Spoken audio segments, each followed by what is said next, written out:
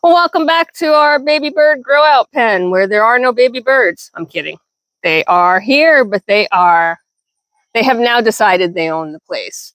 These guys have been through everything. They've been through storms, they've been through thunder, they've been through fireworks, they've been through baby starlings joining them. They've been through hot and then less hot.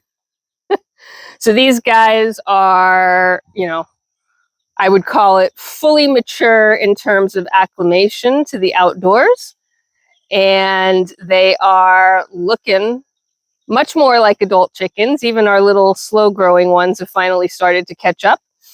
And yeah, they own the place. They are out and about doing their thing.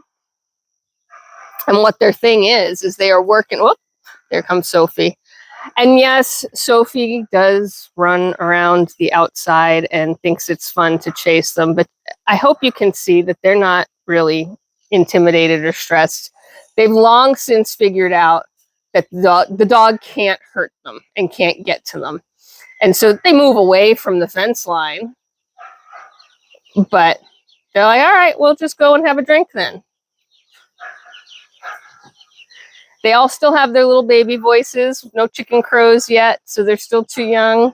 And some of them are still looking ridiculous because they haven't fully feathered out. Others look fabulous, and I'm super excited about that. And our duck has just a few remaining spots of yellow on his neck and head, but he is almost, she, I don't know, is almost fully feathered. All that white has come in, all that baby down is gone. His wing feathers haven't quite grown in yet, so he still kind of looks like a penguin. But yeah, he's just about at the point where he's fully waterproof, which is how ducks work.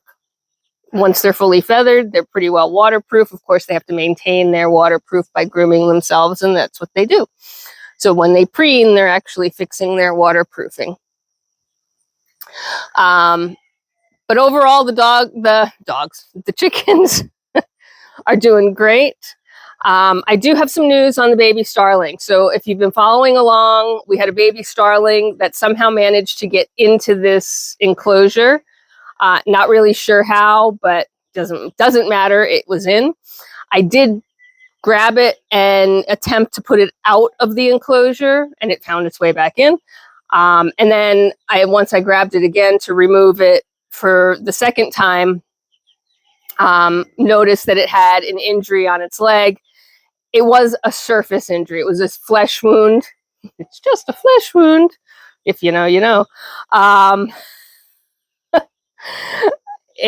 So I made, a last minute decision to just leave him or her in this pen, knowing full well that that could have turned out to be a disaster.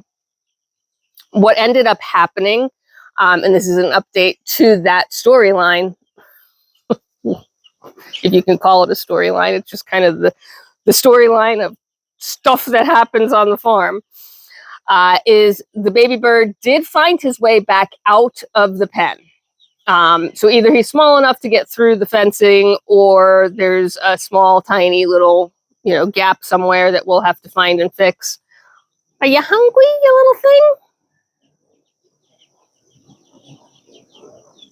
They're so funny when they eat. They do it like they're angry. So he did find his way outside of the fence line, which is nice because in that sense, his parents could find him and help supplement his feeding because he was still young and not quite able to fly. However, after 4 days of this in and out of the pen and being out, I guess, nature took its course and he did not make it through the evening last night. So I found enough evidence again to know that he did not make it. If you've hung around with me, that would be the third starling fledgling that I've worked to rescue and the third one that has failed miserably. I gave them extra time, but at the end of the day, the result was the same. So you may wonder, why the heck do I still do this? And the answer is because I can, I guess. Even though I know, I'm just about 100% confident that every time I try and help a fledgling that has hit the ground, it is going to end in failure. I still try.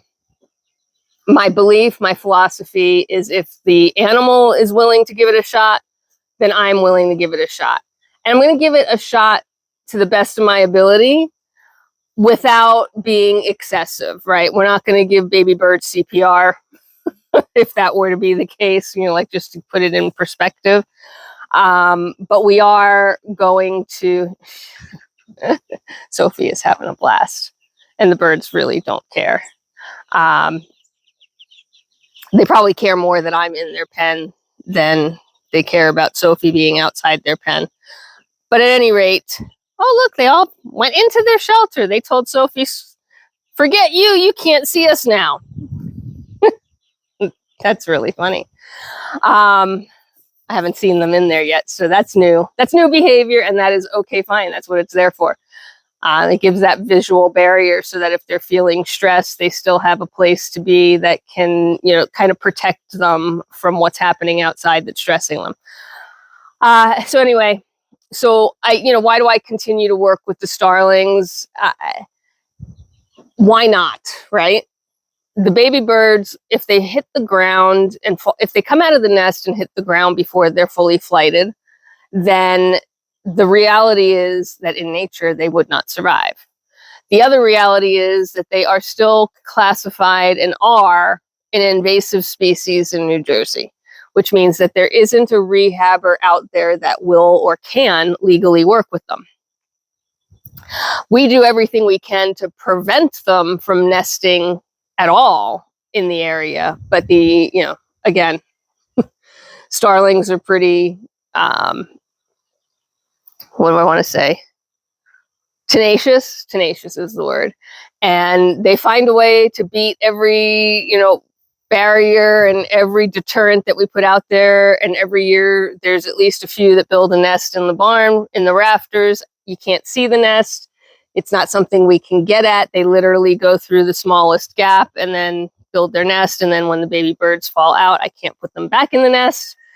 Because that would be the first option, is just put them back in the nest. And we've done that we actually did that with a catbird last year, who had nested in our hangar up there. And we were able to see the nest. And even though it was on the roof, we certainly have ladders tall enough to get there. So, we were in the twilight hours trying to get this baby bird back in the nest. And, we did successfully get the baby bird back in the nest. So that was, that's the ideal state. The second ideal state is to provide the baby bird some cover, some shelter, and hope they kind of stay put near the nest, because the parents will feed them while they're on the ground, and let them grow up and finish that way. That's tough to do when you have all the woods around that we do, because nighttime predators, unless the baby bird actually stays put, it's hard to protect them from that, right? So we do try and keep the baby bird safe. We give it, I've tried several times to put it in cover and camouflage and high grass to get it in places where mom and dad can find it, but at the same time, it's sort of hidden from, nighttime predators. They don't stay put. But we try. And that's all I can do, right? Is give it the best shot that I can, and then let nature take its course. Sometimes that best shot gives them a couple of extra days. And every once in a while, that couple of extra days is just enough for them to get strong enough to fly, and ta-da, they're okay. Most of the time, it's not. But I will continue to try, because that's just what I feel is appropriate. I'm not going to leave them in the wide open, just as a snack for whatever passes by, right? I'm going to give them the best shot they can, and then they got to do it on their own. And some of them over the years, very few, but some have done it. And now I'm going to probably get yelled at a little bit because again, I know we're doing nothing but watching a box full of chickens that you can't see. They're in there. They're having a blast in there. There's all sorts of grass and growth, and they are just picking away at there. So I'm going to head on out of here because it's clearly boring. But anyway, so that is the update on the starling, and that is, why I continue to try, even though it results 99% of the time in failure. It's just, to me, it's worth the shot. It's worth the effort, even though they are an invasive species. They are really, here to stay, unfortunately. There isn't, when you have millions and millions, I think at the last count, it was something like, 1.5 million starlings hanging around. There is, you're not going to eradicate them. So, I balance, right? If we can prevent them from having a place to be safe and breed, so be it. If I can't prevent them from that, I'll try and help them out. Otherwise, what do you think, Bailey? Nature does what nature does. All right, I think I have worn these guys out. I know I have worn myself out, and we've got stuff to do. So until next time, there's work to be done. Bye for now.